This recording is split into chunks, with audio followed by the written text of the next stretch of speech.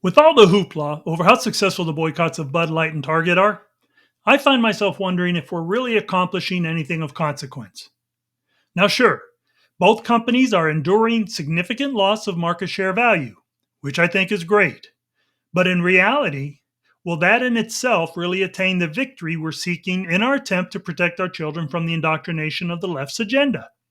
Specifically, in reference to the blatant attempt of the LGBTQ pluses agenda to sway our children from experiencing the development of their own natural biological gender, whereby through their indoctrination to confuse them in reference to gender identity, they would be more apt to sway them to engage in their lifestyle. Let's talk about that.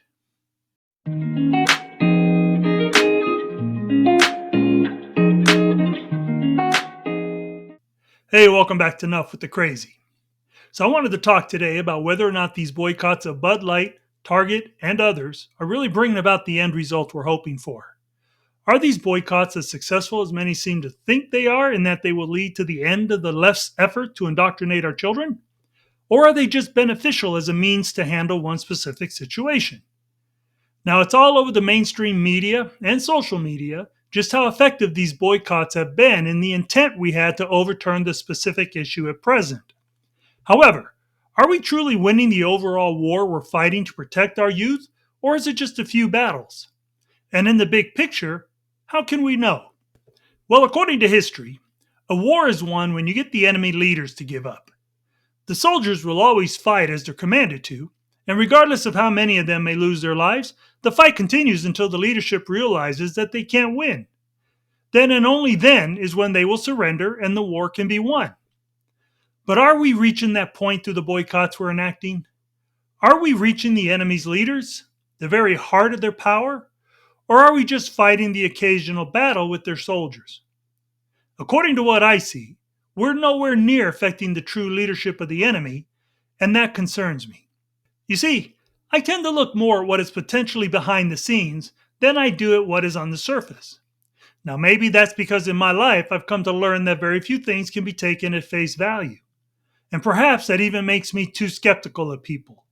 But I've discovered that there are always greater powers at work behind the scenes of things like this. And if we are going to put a real sting in our resistance, in our attempts to protect our children, then it needs to be targeted at those greater powers. Now, I don't mean to say that the boycotts of Bud Light and Target don't mean anything because I believe that its greatest effect is in how it's revealed to the people just how much power they can have when they unite to fight against something that is wrong. And that is no small thing. Good people need to realize that although things can seem overwhelming, when they stand together, they can change things. Do you remember this old but accurate saying? The only thing necessary for the triumph of evil is for good men to do nothing?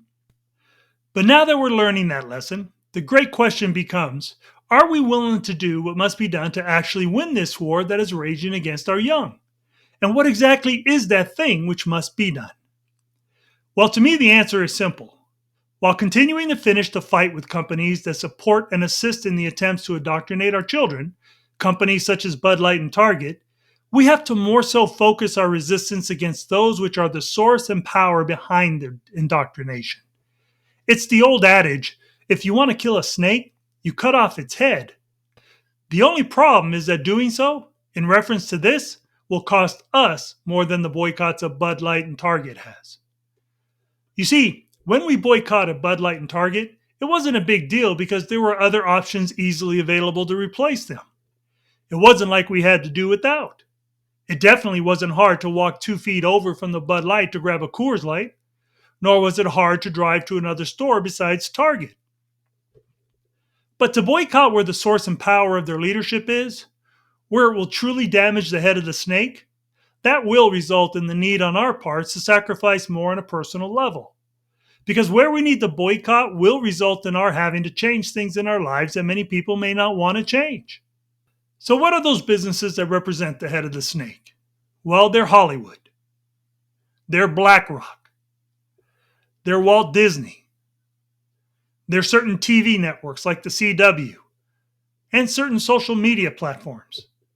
That's right, those places that are intensely incorporated in our daily lives.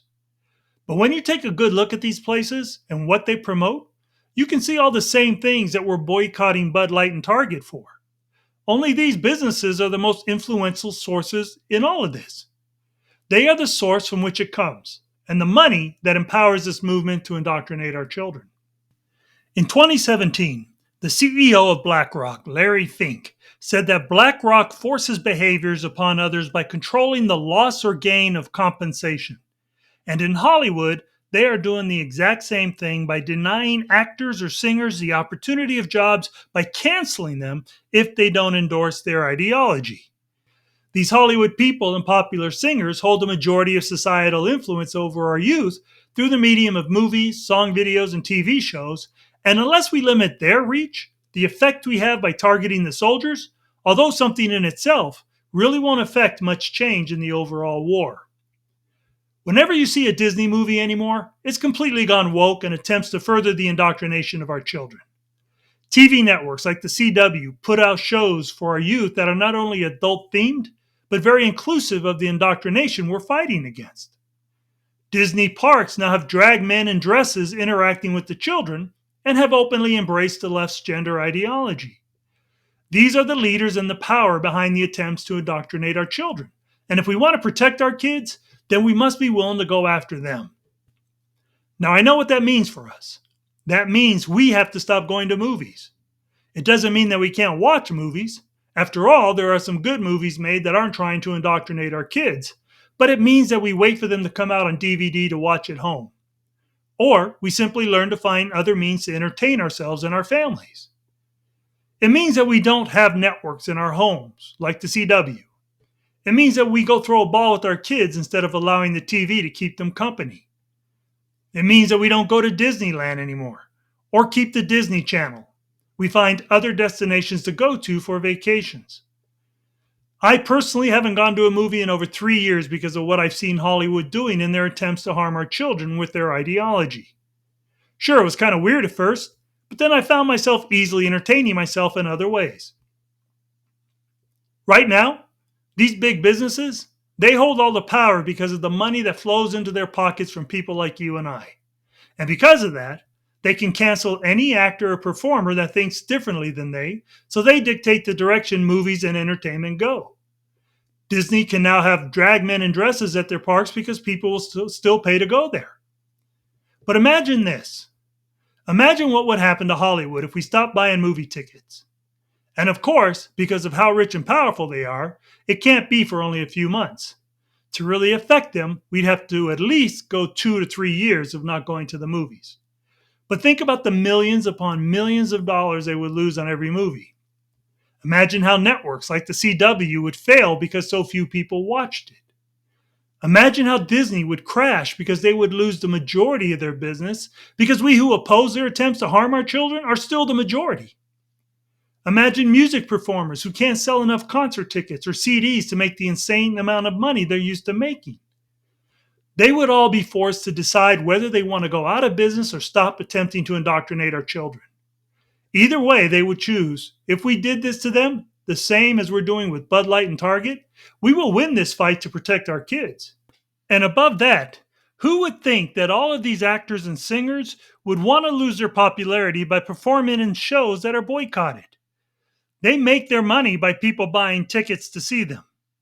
In essence, we take control of their own cancel culture and turn it back on them, because we, being the united majority, are those who really have the power to dictate. That is something the left really doesn't want us to realize because they know that once we do, then they will lose their power. So I guess it's time to come full circle and answer the question asked earlier. Are we willing to do what must be done to win this war that is raging against our young? Now that we've experienced the power we actually have to make change, now that we have seen what the effect of our boycotts of Bud Light and Target has accomplished, are we willing to go at the head of the snake to protect our children? If, like me, you are, then spread the word. Tell your family. Tell your friends, your neighbors.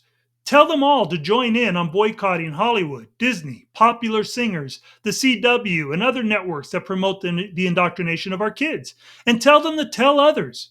It's time to take the fight to where we'll do the most good. We have to stop thinking that we can't make a difference. Hollywood and Disney may be big and have a ton of money behind them, but we're the source of it. Once we stop being that, things will get very real for them very quickly. I cannot stress enough how it is my hope that the greatest lesson we've learned through the boycotts of Bud Light and Target is that we are powerful when we stand united. And I desperately hope that we've learned that when we're willing to sacrifice a little to gain a lot for what we know is right, we can make change happen. So let me know in the comments just what your thoughts are. If you enjoy this type of content, please take the time to share it with others, as it will definitely help the channel to grow. And please don't forget to hit that like button, click that subscribe button, and punch that notification bell to be notified of any and all new videos. Hey, as always, I want to say thanks for taking the time to listen. Until next time.